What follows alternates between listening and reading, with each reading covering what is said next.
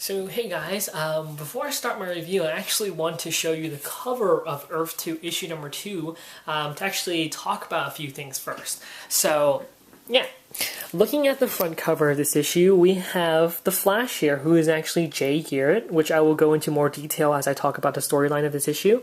So there's Jay Garrett, and he's being attacked by these rats, or parademon rats, or apocalypto rats, or what you call them.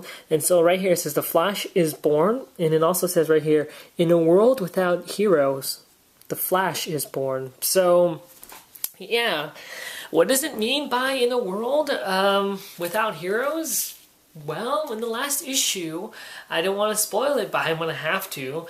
But yeah, if you guys have read the first issue of Earth 2, we find out that all of our heroes, or three of our heroes, the top ones, Batman, Superman, and Wonder Woman, don't exist anymore because they just sacrificed their life fighting the war against the parademons, stopping Apocalypse from coming to Earth.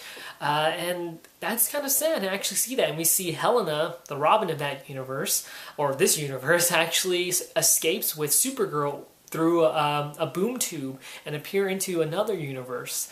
So yeah, in this world there isn't any more heroes, so we need a new hero now.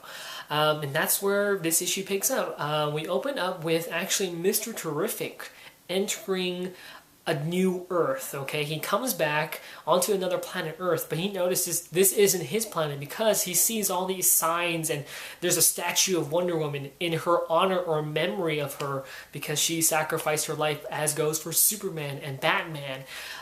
This world has changed, and Mr. Terrific realizes that this isn't the world he belongs to. He realizes this is an alternate universe, and he is actually created by a dude. We don't know who or what he is, but basically he says he's really super smart, and basically he turns Mr. Terrific's weapons against him and actually takes him out, and that's how this issue opens up.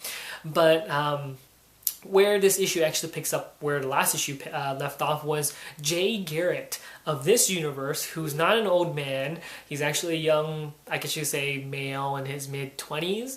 And he's actually greeted by Mercury, the god of speed, or the messenger of the gods. And he's greeted by him because he fell like a comet down to Earth, and he crash landed near Jay Garrett. And Jay Garrett is, at his location, asking if he needs any help, trying to, call the cops or call the ambulance. But of course, Mercury says, "My time has come. I'm the only god left. All my brothers and sister has died already to fight and help against the fight against Apocalypse and the parademons, and I helped Wonder Woman, and my time has come. My brothers are dead and sisters are dead. It's time for me to join them." And he tells Jay Garrett that there's a new evil coming, and this evil could destroy the Earth, and they need a new hero to save them. Because, of course, there's no more heroes on this Earth. Supergirl's away with Helena, and Batman, Superman, and Wonder Woman don't exist in this universe no longer. So we need a new hero. And Mercury tells Jay Garrett about this new evil and tells him that he's the hero that the Earth needs. And actually, Mercury gives him the power, but Jay believes that he doesn't belong as a hero. He seems like he's just a letdown, he has no future, but Mercury says, "I'll give you a future, I'll give you my powers." And that's what he does. He gives Jay his powers, and that's what we see, his new suit, or sort of the original style of Jay Garrett's costume as the Flash. And basically later on he's actually greeted by a whole bunch of police officers, or this patrol team, and he actually just runs off. And what he actually does is he actually tries to test out his powers throughout this issue. He just tries to test out his powers, see what he can do. So he learns that he can actually run on walls. He still hasn't learned that if he vibrates his molecules really quickly, he can phase through any solid object. But he actually learns that basically if he wants to turn off Mercury's powers, or his powers now, he can actually do it with the will. He just has to think, "I don't want to use my Flash powers anymore," and basically he goes back into civilian mode, and his costume will appear and reappear whenever, or appear and disappear whenever he wants it to. So that's a cool thing. And then later on in this issue, he actually bumps into a new character, which I hopefully you guys saw art cover of her already, who is actually the Hawkgirl of this universe. But that's about it. We don't learn anything else. We just see Jay Garrett actually bump into Hawkgirl. And then later on we see Alan Scott. Okay, well, throughout this issue, you bump through Jay Garrett and Alan Scott's storyline. Alan Scott actually appears into, no, he doesn't appear, but he arrives at Hong Kong. And he's actually greeted by his boyfriend, yes, I said boyfriend, Sam, and they're basically going off onto a retreat because Alan has been, working too hard and he hasn't been able to spend time with Sam enough. So they decided to actually go to a retreat and spend time with one another. And on their way towards their retreat, something tragic happens, and we'll see that in the next issue. Now, did I like this issue? Yes, I did. I loved Earth 2, issue number 1, and I did like this issue. I found this issue really enjoyable. I really liked it. Now, I want to talk about Jay Garrett for a moment. Now, Jay Garrett thinks he isn't a hero. Now, would this actually play out into a storyline of Jay Garrett? Because Jay Garrett, basically, now he's the Flash. And for the matter of fact, that, he basically has to carry the weight of the world or the weight of the earth on his shoulder now, that he's the only hero. For now, the only hero, or I don't know if you can count Hawkgirl as a hero yet, but he's the only hero on Earth thus far. And he believes that he can't be a hero because of the fact that he feels like he was a failure. In the last issue, his girlfriend just ranted on his butt or his ass that he's a failure, that he's a nobody, that he can't do anything. And could this be possibly play in a role for Jay Garrett? Can he actually be a hero, live up to what Mercury was actually talking to him about? Hopefully that actually plays out, because I actually want to see that happen, because usually when you see guys who become heroes, they believe they can't be a hero until they actually do something really, really good. Not saying that Jay Garrett didn't do anything heroic in this issue, he did, but it's just a minor heroic act or heroic deed. But I want to see that play out, actually. And when I said Alan Scott, yes, he has a boyfriend. If you guys have not heard the news yet, and actually it was on the news that this issue or this series, the Green Lantern in this universe, is actually gay. He has a boyfriend, and yeah, do I support this? Of course I support this, man. Even if I'm in front of a camera, I do support this. I support gays and lesbians, transsexuals. I full-on support it, and I'm glad they actually put this in this comic. I mean, you don't see you see that a bit in other comics like The Question or Batwoman being lesbian, and that's totally fine. Even Bunker in the Teen Titans series right now, he's gay, and I support it. I think it's really great to actually have these heroes like that. I mean, it's not weird or creepy at all. If you people think that's creepy and weird, why would you do that? That's just kind of wrong there. For me, I think it's really great they're actually doing this. And for Green, he actually appeared on the news, so this is actually a big deal. But I didn't see Bunker appearing on the news. Come on, I know Green Lantern's a big deal. He's a big superhero. But come on, come on. Yeah, Batwoman too. Question. Come on.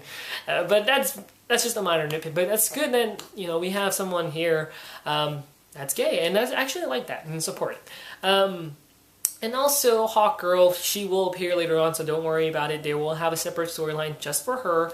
But yeah, throughout this issue, I thought it was pretty interesting. There's interesting facts that Jay Garrett being a hero now. Alan Scott, finally, next issue, he's actually going to appear as Green Lantern, which is cool. Issue number 4, we're going to see Hawkgirl. But yeah, this issue was pretty great. I actually enjoyed it. Now, the minor nitpick I have about this issue is Jay Garrett's costume. Now, I'm actually going to show you here how it actually looks like, because you did see him in the front cover, but I'll show you right here. As a matter of fact, I'll show you how he actually looks like in his costume. So this is how he actually fully looks like in his costume. He actually has a helmet on, but he has a visored. And yes, there's a... I can show... Well, yeah, that's Alan Scott right there. See? Alan Scott. And let's see if I can find a better picture of him. But yeah, here's Jay Garrett again as a Flash in his costume. And there he's doing his heroic deed. Right here. Saving a bunch of people attacked by apocalyptic rats. I guess you could say apocalypse rats. But yeah, I kind of don't. And yeah, here's Hawkgirl. In all her glory. Yes, this is Hawkgirl. Bright sun shining. There's Hawkgirl. I mean, Hawkgirl. Hawkgirl, yeah. They're, there was a joke we were making because I was actually watching the Avengers yesterday. My friend was talking about Hawkeye, and then we're all like, "Oh, look, it's Hot Guy," and I'm like, "Oh, I get what you did there." So Hawk Girl, Hot Girl. Stupid joke, stupid lame joke right there. But yeah, I did like this issue. I just have a minor nitpick about his costume. I mean, I do love the full body suits. It's just I don't like the visor on the helmet whatsoever. I did like the original style with just the helmet, not the visor.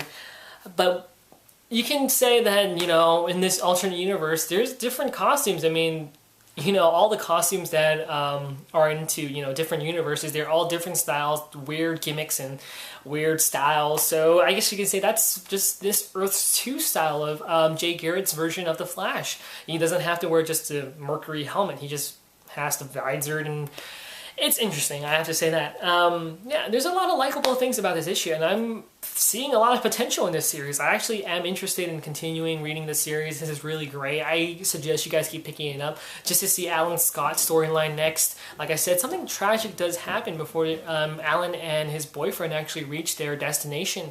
So let's see what's going to happen next, because we're going to see the backstory, or the new backstory, for the Green Lantern of this series.